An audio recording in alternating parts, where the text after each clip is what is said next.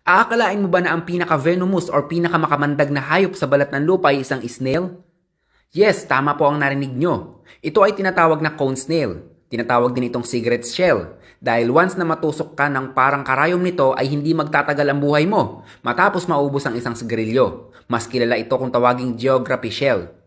Ang isang spray ng laso nito ay kayang kumitil ng buhay ng 700 tao. 20 ulit ang lakas ng kamandag nito kumpara sa cobra.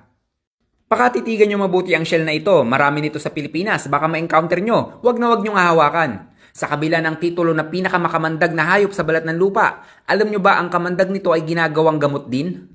Tama ulit ang narinig nyo. Ang kamandag ng geography shell ay ginagamit at tinuturok sa taong may chronic disease kapag ito ay inaatake ng sobrang sakit. Itinuturok ito sa kanilang likuran upang maibsan ng matinding sakit. Painkiller. Ginagamit din ang kanyang insulin sa taong may mataas na blood sugar at instant nitong napapababa ang blood sugar ng isang tao. Pakishare naman ang video na ito bilang babala at magkaroon ng idea kung gaano kapanganib ang isang uri ng shell na ito. At yan ay 1 minutong dagdag kaalaman galing sa isang magsasaka.